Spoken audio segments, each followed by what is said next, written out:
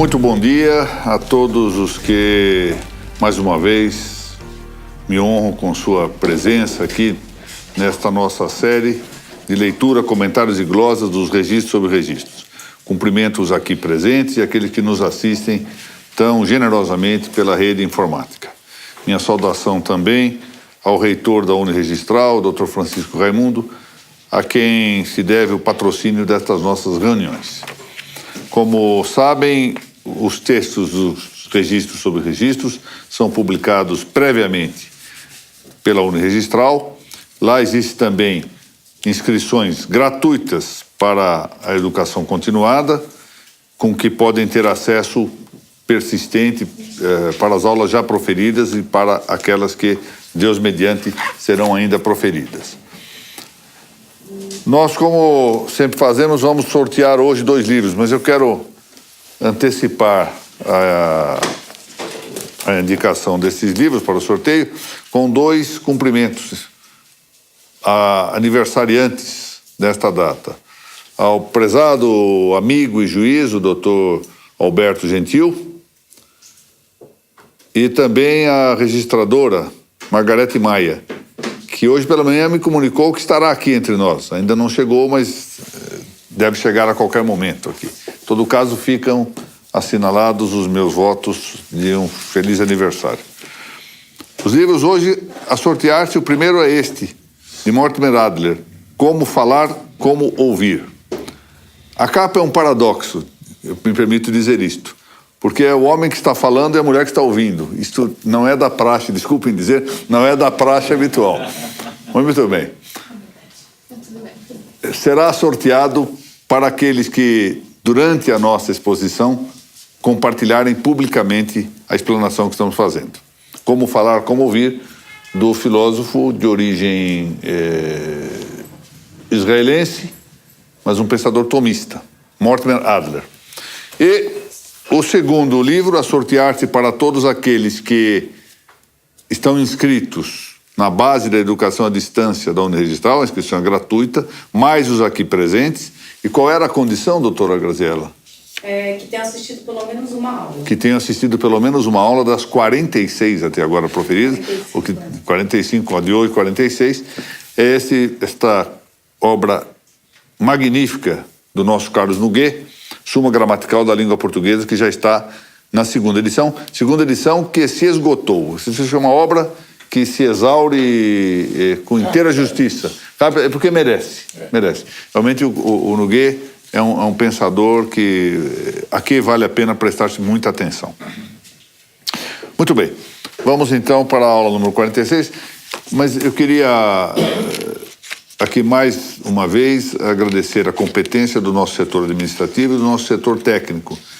Ambos se empolgam e se empenham muitíssimo para manter a qualidade das transmissões que nós fazemos por esta via eletrônica. Vamos lá. Outro dia, um dos presentes aqui fez uma observação que me pareceu curiosa e, por isso, já desde a aula anterior eu venho acrescentando a expressão comentários e glosas o termo leitura. Leitura, comentários e glosas. Que o que nós fazemos aqui é exatamente isso, uma lexio, ou seja, uma leitura do texto, mais os comentários e as glosas. Eu tive dúvida no início se valia a pena mencionar a leitura, até que alguém aqui presente me fez uma observação interessante, que a entonação, a maneira com que se dá o ritmo da leitura, indica muito da intenção daquele que escreveu. Isso é interessante, ou seja, ler só simplesmente o texto é uma coisa. Lê-lo com a entonação e com o ritmo que ditou a intenção da escrita leva a outro resultado. Portanto, não me parece mal que nós acrescentemos a expressão comentários e glosas à referência leitura. Com que recuperamos também uma tradição muito antiga, da lexio medieval, em que se lia efetivamente um texto. Bom, retomando aqui o núcleo do princípio da legalidade registral, é disso que estamos tratando na 5ª parte desse estudo, do estudo desse capítulo. Nós devemos reafirmar a sua demarcação ou delimitação paramétrica ou paradigmática em uma dada parte do direito normativo. Direito normativo que corresponde ao direito posto, que moderna e contemporaneamente tem sido designado como direito objetivo. Na linguagem clássica, direito objetivo que significa o justo concreto. Direito objetivo é a mesma coisa que objeto do direito, é a res iusta. Portanto, ela só se encontra no caso. Mas na linguagem moderna e contemporânea, nós usamos direito objetivo com o sentido de direito subjetivo, direito positivo. Como se fosse lei, conjunto de leis, ordenamento jurídico, nós chamamos isso de direito objetivo. Muito porque também, aqui é preciso explicar, com o normativismo jurídico, o objeto do direito passou a ser a lei.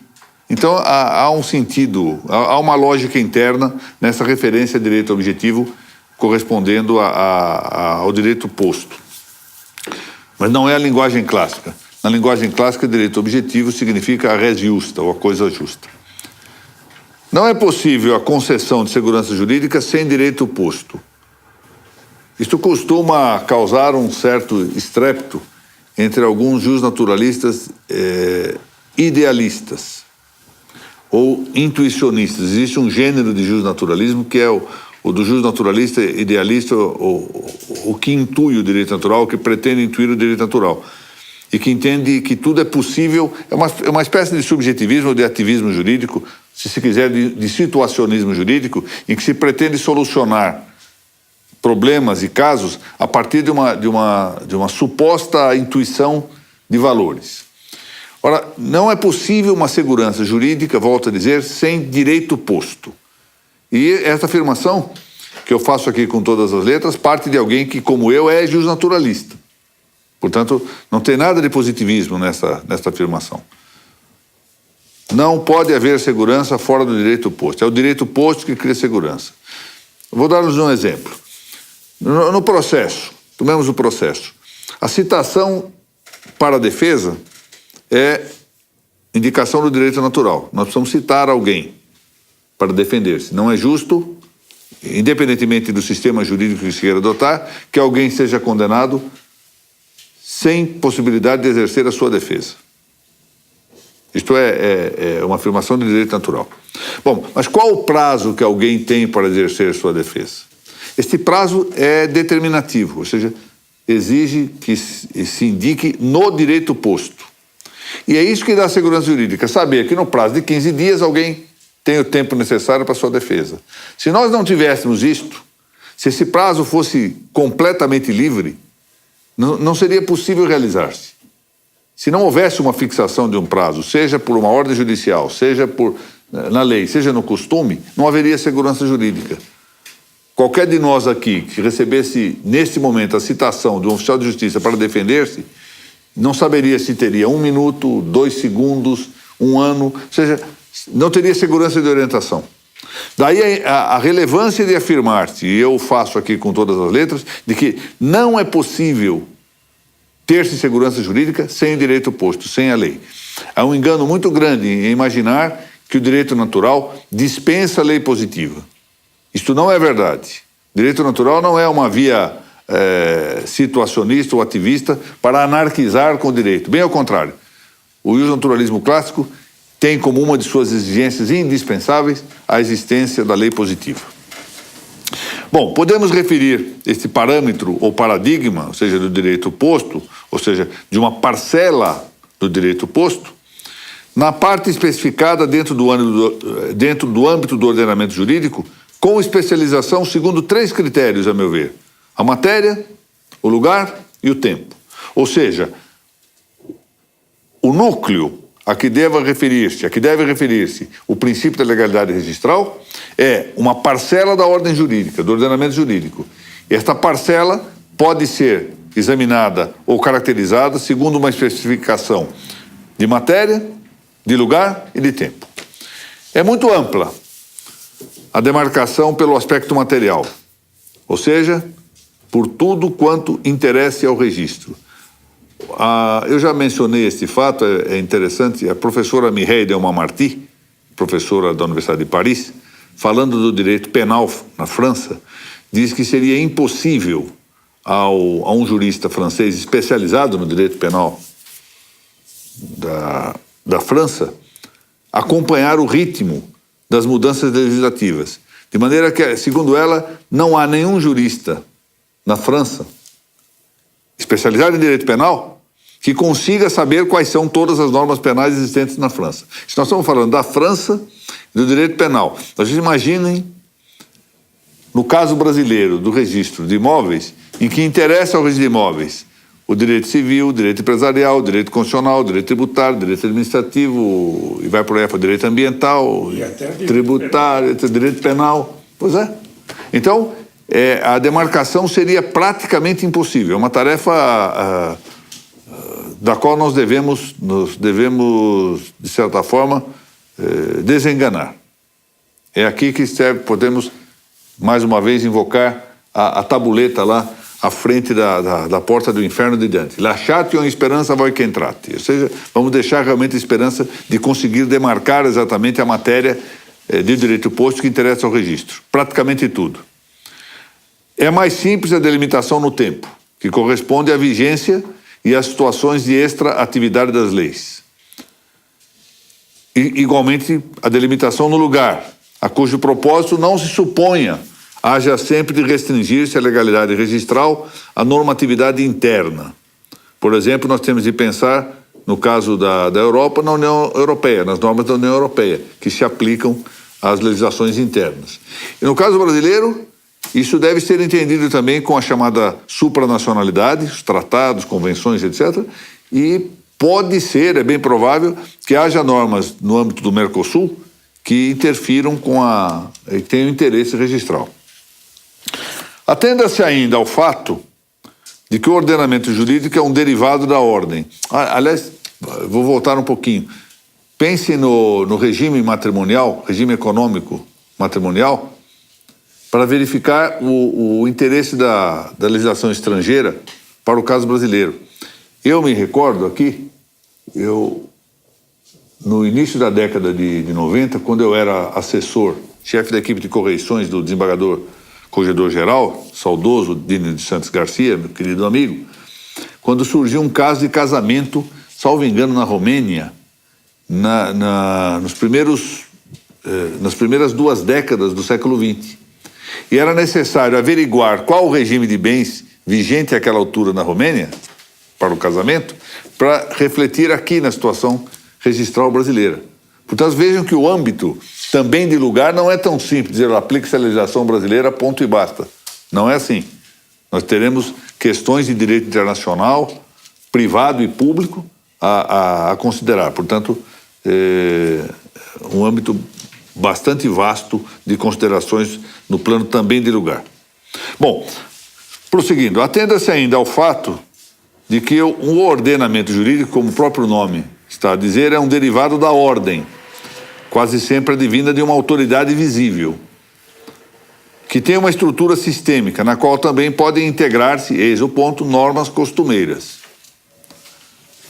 A norma costumeira mais visível para todos nós é a da fila do protocolo. Aqui na capital de São Paulo, onde nos encontramos agora, essa fila praticamente foi substituída pelo sistema de senhas eletrônicas que funciona mais ou menos. Todos nós sabemos que funciona mais ou menos. O sistema das fichas, das senhas eletrônicas, é um sistema que se pode dizer muito bom, utim pluribus, ou seja, frequentemente muito bom, mas que falha. Mas em outros lugares, e muitos, há filas físicas. E é uma norma costumeira. Imagine alguém passando na frente da fila, o que acontece? Não é? Preferenciais.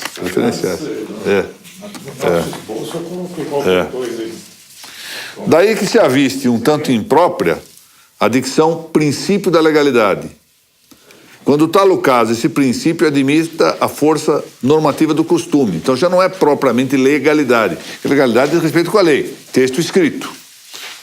O costume não. Em geral não é escrito, embora possa ser textualizado. Melhor pareceria, pois, falar-se em princípio da normatividade. Bom, por motivos de concisão, e para não dizer mesmo que seria pouco menos do que impossível analisar universalmente o nosso tema, a divisão das normas integrantes do parâmetro da legalidade registral, portanto, da normatividade que se aplica ao registro, aqui se apreciará apenas quanto à situação brasileira atual, contemporânea. De logo, a primeira normativa que atrai a nossa atenção e que se aplica aos nossos registros públicos é a Constituição da República.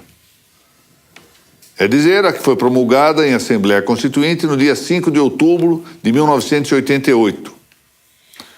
Ali aqui faço algumas referências específicas ao tratamento expresso da matéria dos registros no âmbito dessa Constituição de 1988, tão precipitadamente chamada de a Constituição Cidadã, etc., etc., e que foi logo chocar-se contra os fatos, como provam as suas dezenas e dezenas de emendas e a sua inaplicabilidade até hoje em muitos dos dispositivos. A seu texto original podem concorrer, e em nosso caso brasileiro muitíssimo concorreram, como eu acabo de mencionar, emendas à Constituição, que comumente se integram ao corpo da Constituição originária, mas algumas vezes permanecem ladeadas de seu texto. Essas emendas têm normas que são constitucionais embora, mas não estão no texto da Constituição. Também essas emendas podem estimar-se no plexo paradigmático da normatividade registral. Considerando ainda a circunstância de que a Constituição Federal Brasileira assina competência privativa à União para legislar sobre registros públicos, isso está no inciso 25 do seu artigo 22, só em um caráter muito limitado os preceitos das Constituições dos Estados e do Distrito Federal, lembrando aqui que nós temos um Estado composto, não é um Estado federativo, as emendas a essas Constituições e suas correspondentes leis normativas infraconstitucionais são suscetíveis de integrar o conjunto da legalidade registral. É de ver, contudo, que nossa Constituição Republicana de 88 prevê, no parágrafo único de seu artigo 22, a possibilidade de lei complementar conceder autorização aos Estados-membros, para legislar sobre questões específicas das matérias relacionadas nesse mesmo artigo 22, em que se encontra o tema dos registros públicos. Então, é possível, pois, que embora seja competência privativa da União, do ponto de vista principiológico, editar leis, editar normas sobre registros públicos, não era assim na Emenda Constitucional número 1 de 1969. Embora isso seja presente na nossa atual Constituição, nada impede que uma lei complementar conceda autorização aos Estados para legislação especializada em matéria de registros públicos. Da mesma sorte, os emolumentos referentes aos atos de registro têm natureza de taxa que pode instituir-se pelos Estados e o Distrito Federal, de acordo com o inciso 2º do artigo 145 da mesma Constituição. Nesse quadro, então, deve admitir-se que normas estaduais, e não se excluam em abstrato as de caráter constitucional originária ou por emenda das Constituições dos Estados, possam versar em dadas circunstâncias a matéria dos registros públicos e assim integrar-se ao âmbito paradigmático da legalidade ou normatividade registral. Perfeitamente possível. Um tanto raro em certos aspectos, mas quanto aos emolumentos, muito claramente estabelecido. Admite-se também no espectro da normativa registral, e aqui observada a competência legística, a lei em sentido canônico. Ou seja, lei em sentido canônico significa lei que respeita o cânon, o modelo, o módulo, a regra, a fórmula. Quais são? A lei complementar, a lei ordinária e a lei delegada. Ou seja, lei em sentido canônico é a lei que provém do parlamento, que é o órgão, por excelência, de que emanam as leis. Admite-se ainda a medida provisória, o decreto legislativo, os códigos, as portarias, não cartilhas sem força de lei. Eu falo das cartilhas porque já houve caso de imposição no Registro Civil das Pessoas Naturais de normas editadas por uma cartilha. Sabem disso os registradores civis. Normas essas, que constam de uma cartilha de um órgão executivo, Poder Federal, que tiveram prevalência de aplicação sobre normas editadas pelo Conselho Nacional de Justiça. Interessante. É aquela história de que um antigo presidente da República no Brasil dizia: há certas normas no Brasil que não pegam, e outras que pegam. Ou seja, há uma adoção sociológica de certas normas. Você baixa uma cartilha, a cartilha é observada. Eu já contei aqui, doutor Ulisses, e vou contar novamente, coisa de velho ficar repetindo história, mas enfim. para salvar a honra, pode-se dizer, até pode dizer em latim, que a repetição é a mãe dos estudos, né? Então vamos lá, é mãe do aprendizado. Eu era juiz novinho, lá na minha querida comarca de Sertãozinho ainda, e eu criei um caso para retirada de autos depois da prolação de sentença. Os advogados tinham o hábito de quem perdia a maior parte da causa, retirava os autos, ficava por isso mesmo. Depois o outro vinha, reclamava, devolvia-se o prazo e a coisa... Eu cheguei, não, vamos atuar aqui de maneira ortodoxa. Ninguém retira os autos se não houver acordo, porque até quem ganhou a ação pode recorrer dos honorários. Aí, os advogados ficaram um pouco zangados comigo, talvez tivessem razão, não vou tirar a razão deles, eu fui um pouco rígido também. Coisa de juiz novo. Aí começaram a toda hora vir despachar, exatamente para atrapalhar o serviço, a comarca era muito trabalhosa. E eu citava o código e tudo mais, e eles continuavam vindo, agravando, até que um dia eu não me lembrava de cabeça mais, estava cansado qual era o artigo do código que toda hora eu citava, mas as normas de serviço da Corregedoria Geral de Justiça estavam à minha frente. Eu apanhei as normas, citei o item das normas.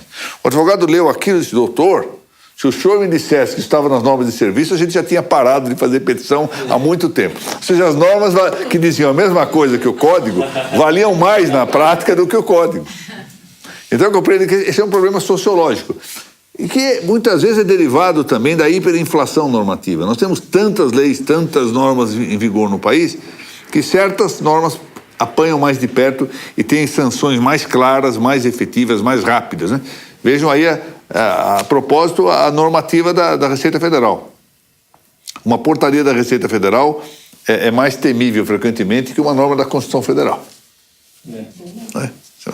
Bom, mas vamos avançar. Então, cartilhas, ainda que expedidas por serviços federais, não são normas registrárias.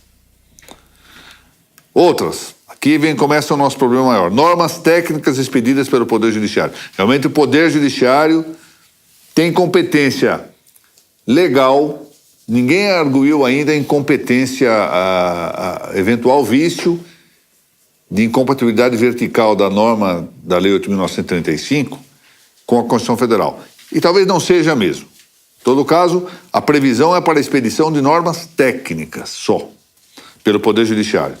E, além dessas, sem força compulsiva, embora, ou seja, não tem força para obrigar, mas tem poder de normatividade soft, como veremos adiante, recomendações emanadas do Poder Judiciário. Isso é perfeitamente possível, que além de imposições e determinações no âmbito das normas técnicas, possam expedir-se recomendações. E também já se afirmou, os costumes compõem o paradigma da normatividade registrária. Vamos tratar aqui primeiramente, de maneira muito rápida, dedicar aqui um item ao tema dos costumes. Lembrando aquela frase, já por mim reiterada, do nosso grande jurista nordestino, que foi Tobias Barreto, ao dizer que as instituições que não são filhas do costume, mas produtos abstratos da razão, não resistem por muito tempo à prova da experiência e vão logo chocar-se contra os fatos. É a ideia do idealismo, de criarem-se normas entre paredes fechadas, ou como se dizia de Rui Barbosa, que confessou ao final da vida, já depois de ter com a sua cultura imensa, com a sua inteligência inegável, mas ter feito um grande mal para o Brasil com o seu direcionamento político, o próprio Rui Barbosa reconhecia que só conheceram o Brasil lendo o Jeca Tatu de Monteiro Lobato, porque, antes de tudo, toda a sua doutrina era estrangeira. Legislava para outras situações, outros povos, e não para a situação brasileira. Então, daí a beleza e a realidade desta sentença notável do nosso Tobias Barreto. Notem, as instituições que não são, ou seja, que não sejam filhas do costume, não resistem, mas produtos abstratos da razão, não resistem por muito tempo à prova da experiência e vão logo chocar-se contra os fatos. Não é isso que nós vemos com a legislação brasileira frequentemente alterada? Vejam o nosso Código de Processo Civil, que vinha para substituir o anterior, porque era necessário, já sofreu várias modificações legislativas. O caso recente do artigo 216A é notável. Não é? Pensa-se tanto para fazer um processo extrajudicial de uso campeão, se não resiste por um ano, já se faz modificação pontual. Bom, voltemos aos costumes que deveriam ser, e não são, a base da nossa legislação. Os costumes dos registros públicos são o modo recorrente, habitual e uniforme de atuar com persuasão de compulsoriedade nas funções registrais, de tal maneira que, por sua reiteração em uníssono e com frequente abono da jurisprudência administrativa e judicial, são reconhecidos por fonte normativa do registro e no registro. Então, os costumes, é importante dizer, obrigam a todos, sejam os que estão no registro, mas aqueles que operam dirigindo-se ao registro. É uma prática habitual, uma prática uniforme de atuação, em que há, esse é o tema central, a convicção, a persuasão de que são atos obrigatórios. Práticas antigas e reiteradas, porque fala inveteradas. Condutas que se desvelaram bem-sucedidas na experiência, a ponto de que enraizem efetivamente a convicção de sua compulsividade, de sua obrigatoriedade. Formam como que um hábito registral. E nós sabemos que o hábito é uma segunda natureza, não é? Um hábito registral, ou seja, uma tendência, uma inclinação, uma disposição permanente, perseverante, em prontidão para a prática dos registros. Mas, além dos costumes, nós temos também os usos. Os usos já não... qual é a diferença entre os usos e os costumes? Nos usos falta a convicção, a persuasão da obrigatoriedade. Essa é a diferença entre usos e costumes. Portanto, não há a convicção de imperatividade. Mas uns e outros, usos e costumes, compartilham de força normativa nos registros, desde que por igual se revelem de algum modo antigos e recorrentes. Um tema complexo, por fim, e muito controverso, é o da potestade administrativa judiciária. Em outras palavras, do poder que tenham as corregedorias permanentes, que em outros estados é tarefa dos diretores dos fóruns. Fala-se em diretoria do fórum. Aqui em São Paulo usa essa expressão corregedoria permanente. Das corregedorias gerais ou do Distrito Federal e da Corregedoria Nacional de Justiça, ou seja, do conjunto da potestade administrativa e judiciária, porque o artigo 236 da Constituição Federal atribui ao judiciário a tarefa de fiscalizar os atos e registros, no domínio dos registros públicos. Ou seja, o que é essa potestade? Qual é efetivamente a sua competência atribucional? Vamos examiná-la no âmbito, como deve ser, do direito brasileiro em vigor. Este poder de regência, que é chamado classicamente de potestas rediminis dos registros públicos, divide-se em dois outros poderes. Um chamado de potestas judicialis e outro de potestas non judicialis. Atenção, potestas non judicialis não quer dizer que seja um poder que seja exercido por quem não é do judiciário. Aqui nós sabemos, nós estamos tratando de poder judicial, em ambos os casos. É que, quando se fala em potestas judicialis, quer dizer assim, um poder que é mais propriamente do juiz. E a potestas non judicialis é algo que tem menor rigidez de exercício. A potestas judicialis é um exercício de potestade mais rígido, que deve ser mais vinculado, mais conformado à normatividade posta. Ao passo que o que se chama de potestas non judicialis é o poder judicial ou a potesta judicial sem essa mesma rigidez, com mais discricionariedade, com mais liberdade de atuação. Os potestas, a potestade judicialis, por sua vez, se divide em poder de superintendência e poder disciplinar. Poder de superintendência é o poder de revogar, modificar ou suspender os atos praticados nos registros. Esse poder, exatamente dada a repercussão que tem em relação à sociedade como um todo, os particulares interessados nos atos registrais, tem que ser um poder com uma certa demarcação, com uma certa assecuração jurídica. E também o poder disciplinar. Ele é também judicialis exatamente porque é um poder de caráter penal. O poder disciplinar é uma potestade de caráter penal, como veremos a seu tempo. O poder de superintendência, bem se à vista, é um dado poder de ordens, vale dizer, uma potestas ordinum, aqui em sentido restrito. Consiste em um comando imperativo para um caso concreto, singular, já antecedido de qualificação pelo registrador. Note-se bem, é superintendência, não é antecipação, não é precedência de juízo o que o registrador vai fazer. É algo que pode revogar, modificar ou suspender totalmente ou parcelarmente atos praticados nos registros, mas não anteceder-se a esses atos. Ou seja, não cabe, daí a minha pouca simpatia, o fato que demonstrei já no primeiro parecer, aprovado pela ministra, aliás, firmado pela ministra Nancy, juntamente comigo, foi uma decisão que ambos firmamos juntos para a honra minha no Conselho Nacional de Justiça, a Corregedoria, foi no sentido de não conhecer de uma consulta, dizendo que a Corregedoria, em princípio, não é órgão de consulta, exatamente para prestigiar a prelação que tem a liberdade jurídica do registrador em sua própria ordem.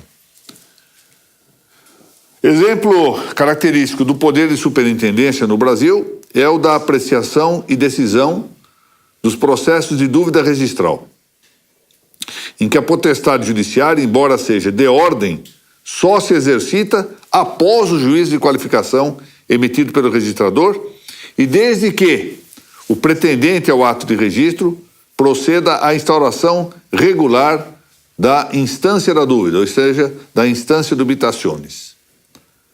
Essa instauração ou rogação está submetida aos limites pontuais da rogação. Aqui esse é um ponto interessante. Por quem andou assistindo a série Pinga Fogo, terá notado que acho que na primeira das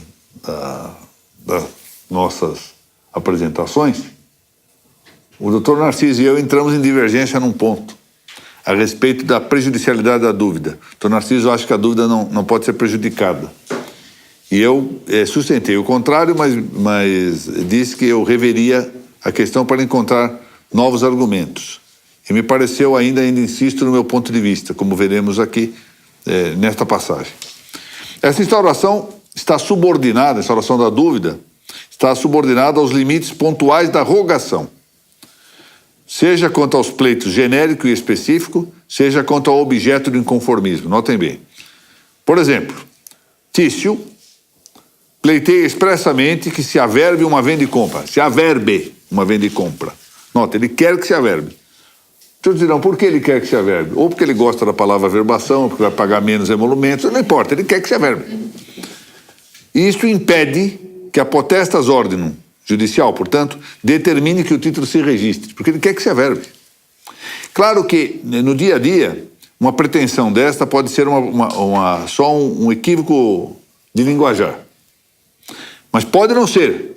Imaginemos que alguém do porte intelectual do Dr. Mauro ou do Conde Júlio, grandes advogados aqui em São Paulo, se dirige a um cartório e diz, não, eu quero que se averbe. Atenção, não quero que se registre, em sentido estrito, quero que se averbe. Isso é um pedido específico de ato. Então não é possível que a pretexto de dizer que não cabe o registro, não cabe a averbação, se determine o registro. Ele não quer isto. Nós temos que respeitar esse princípio do dispositivo, o princípio da rogação. Ou ainda, sem prônia, conforma-se de modo explícito com 2 ou 3 fundamentos da devolução de um título. Ora, ainda que esses fundamentos não sejam corretos, esse é o ponto que eu objeto respeitosamente a posição do Dr. Narciso, a quem não é preciso que eu repita aqui, mas vou reiterá-lo, eu quero apresentar a melhor da minha reverência. Até mais ou menos na posição de alguém que paga o tributo de ter muito aprendido com o Dr. Narciso em matéria de registro, e de aprender até hoje com ele. Mas, enfim, eu posso divergir. Ainda que esses fundamentos não sejam corretos, se ela concorda, se Semprônia concorda com ele, esses fundamentos não podem superar-se pelo poder de ordem, porque essa matéria é extra instância, ficou fora da instância, ela não quer que se examine isso. E a rogação é fundamental. ela atua no poder, no âmbito registral, da mesma forma que o poder do dispositivo atua no âmbito do processo judicial. E nisso se ancora o aparente acerto das decisões da jurisprudência registral paulista, que julgam prejudicada a dúvida em caso de conformidade parcial do suscitado com as exigências do registrador suscitante. Eu tenho também aqueles que, por acaso, vejam os meus votos no Conselho Superior da Magistratura de São Paulo, sempre votado em desconformidade com a suscitação da chamada dúvida inversa. Então, me parece que caiba, essa dúvida é ilegal, e sempre me pareceu que o órgão responsável pelo controle da legalidade não pode ser ele mesmo quem admite uma ilegalidade adrede, propositada, como seria a suscitação da dúvida inversa, que, aliás, costuma gerar problemas pela duplicidade dos protocolos. O protocolo judicial, muitas vezes, em desconformidade com o protocolo registral. Quando o título chega para o protocolo no registro, já encontra um óbice que prejudica a sua inscrição. Bem, prosseguindo.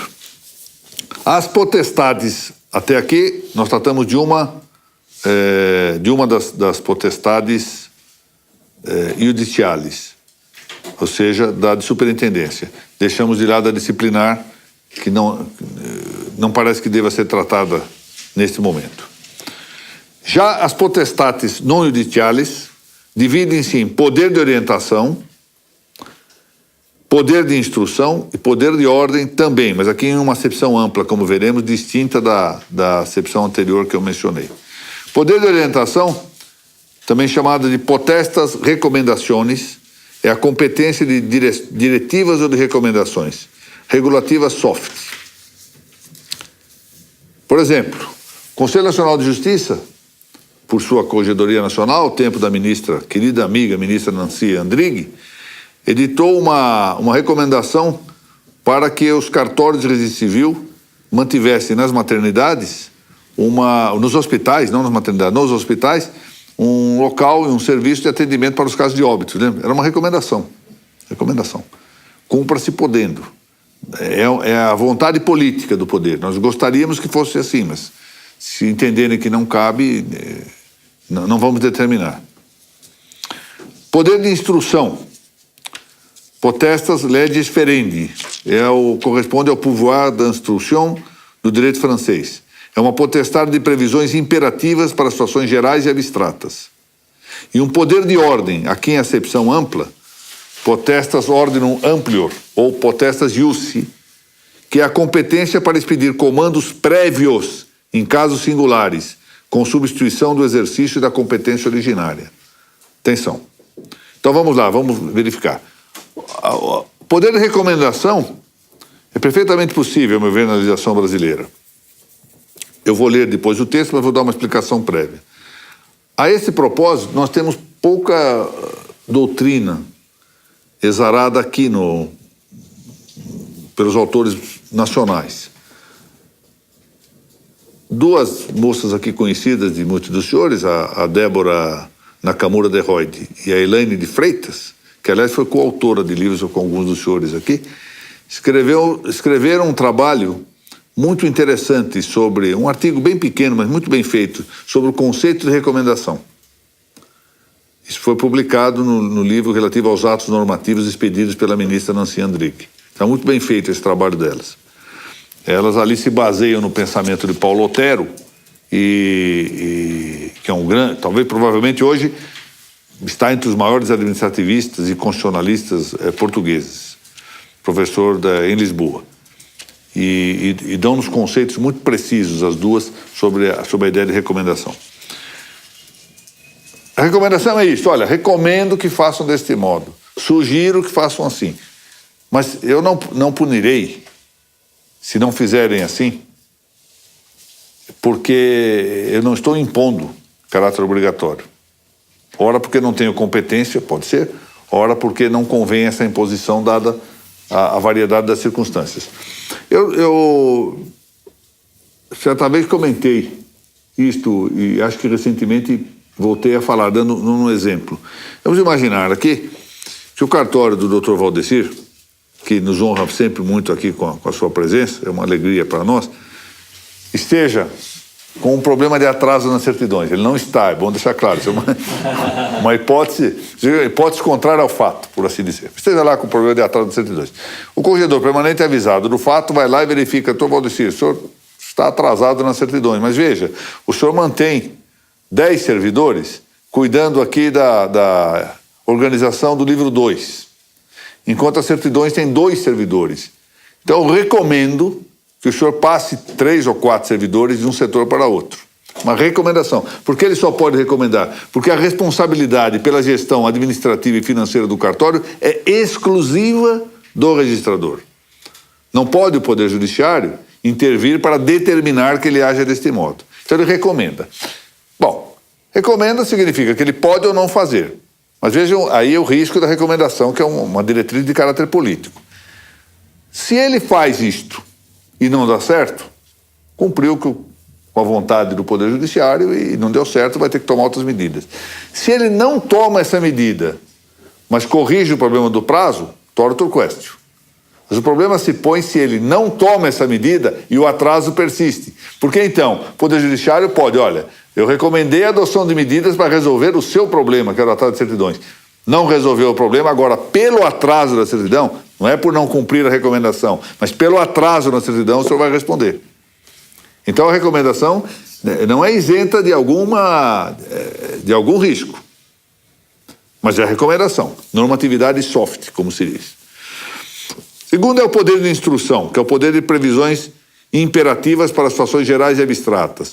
No caso do direito brasileiro, malgrado o conhecido volume dos códigos normativos, dos códigos e normas, das normas de serviço, esta possibilidade de poder de instrução está restrita à expedição de normas técnicas. Tal o prevê o inciso 14 do artigo 30 da Lei 8.935. Fora daí, a meu ver, e com todo o respeito, nós estamos numa atividade acadêmica, penso que eu posso, acho que tenho o dever de dizer isso com liberdade, é inconstitucional o exercício dessa competência pelo Poder Judiciário. O Poder Judiciário não tem poder legislativo. Não é poder legislativo. Finalmente, temos a competência própria do poder de ordem, que no caso brasileiro, a meu ver, não existe. Em nenhum caso. Que é a atribuição para expedir comandos prévios em casos singulares. É eu passar a mão no telefone e ligar para o Dr. Valdecir. Dr. Valdecir, está entrando um título aí, o senhor registre, por favor. Eu não qualifiquei, não importa, eu qualifico no seu lugar. Isso não existe. Esse poder de ordem, em acepção ampla, ou seja, para expedir comando prévio em caso singular, não existe no direito brasileiro para os registros públicos. Porque de existir não haveria mais a profissionalidade jurídica do registrador. A sua independência jurídica, que é da natureza do registrador, da função do registrador, e está previsto expressamente na Lei 8.935. E chama a atenção que, para mais, é algo implícito na norma constitucional, que quem recebe a delegação para praticar o ato é o registrador, pessoa física, que presta concurso público para o acesso, concurso público de provas e títulos. Ele recebe a delegação. Portanto, não é o corregedor permanente quem recebe essa delegação. Portanto, cabe a ele, registrador, o primeiro ato. Como o corregedor permanente, cabe a fiscalização e superintendência desse ato. Se entender que é caso de revogar, revogue, observado o contraditório. É isto. Seria muito simples se não houvesse exatamente uma certa confusão de funções, das quais, eu lamento dizer isso, mas devem também inculpar-se os registradores e notários, que avolumam frequentemente os serviços das corregedorias com consultas frequentes para isentar-se, muitas vezes, da responsabilidade pessoal, quando, na verdade, deve ser todo o contrário. Devem estar à altura dos cargos e das atribuições que possuem. Seria mais ou menos a mesma coisa que um juiz de primeiro grau telefonar para a Câmara, que vai decidir um recurso dele, e perguntar: olha, eu estou com uma sentença aqui, como é que eu faço para decidir, por favor? Ou então a minha Câmara no Tribunal de Justiça, minha querida 11ª Câmara de Direito Público, telefonar lá para o Supremo: ministro, como é que eu decido aqui, porque eu Isso aí vai subir aí para o Supremo, quero saber como eu decido. Desculpem a expressão, mas que raios de justiça independente seria esta? Pois a mesma coisa, que raios de registros públicos e notas seriam estes, ou seriam estes, se a cada ato que vou praticar tenho que consultar antes o Poder Correcional. Sem contar um dado que me parece importante. Se para o Judiciário a depuração em primeira instância é fundamental para que as decisões posteriores se façam cada vez melhor, a mesma coisa se passa para os registros e as notas com uma circunstância que me parece mais aguda. É que a especialidade do registrador e do notário não é a especialidade dos juízes. Em geral, a experiência do registrador e do notário, a sua prudência específica, registral e notarial, ambas as coisas são, de certo modo, de tal modo especializadas, de tal modo específicas, que o juiz não possui a mesma peculiaridade. Vê as coisas por outro ângulo. Nem melhor, nem pior. Diferente. É essa a questão. Daí que já antecipo isso, daí a minha restrição à ideia de que os juízes, nos processos de dúvida, e o tribunal, o Conselho Superior da Magistratura aqui em São Paulo, os tribunais, requalifiquem os títulos. Não requalificam, apenas revêem. Uma coisa diversa, embora a expressão requalificação esteja em moda e eu mesmo a tenho usado muitas vezes, verdadeiramente não requalifica. O Poder Judiciário não tem poder de qualificação dos títulos. Parece-nos, pois, que no Brasil o Judiciário, aqui em conclusão, possa exercer a competência de orientação dos registros públicos e, ainda que limitadamente, no domínio estrito das funções técnicas, a potestade de instrução. Inciso 14 do artigo 30, como eu mencionei, da Lei 8.935. Não lhe compete, entretanto, a potestas ordines amplior, qual seja de emitir decisões prévias para casos concretos, em substituição ao exercício da competência própria original do registrador. Neste capítulo, apenas caberia o exercício da potestas judicialis, ou seja, dentro dos estritos contornos da lei.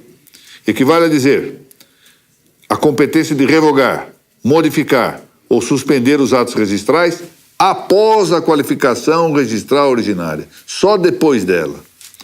Como ficou dito noutra parte, cito aqui entre aspas, a distinção entre o poder de ordem, potestas iusse, e o poder de superintendência está em que este último, o poder de superintendência, no que respeita ao plano da qualificação registrária, é um posterius, algo posterior à atuação do registrador, cuja independência jurídica há de ser, pois, respeitada. Desta maneira, no direito brasileiro vigorante, não compete ao Poder Judiciário o exercício de poder de substituição primária das atribuições propriamente jurídicas do registrador. Eu quero concluir a nossa exposição de hoje quase como um dístico de lástima. Sabe quem deve ser o primeiro a respeitar a liberdade e a independência jurídica do registrador? O próprio registrador. É essa a questão. Dá-me às vezes a impressão, à distância, de que alguns registradores não creem na própria liberdade ou não querem exercitá-la. Porque é claro que o exercício da liberdade custa um pouco, não? Atrai o tema da responsabilidade. Não é? Bom, doutora Graziella, assim que tivermos condições de fazermos o sorteio dos 2 livros, vamos fazê-lo.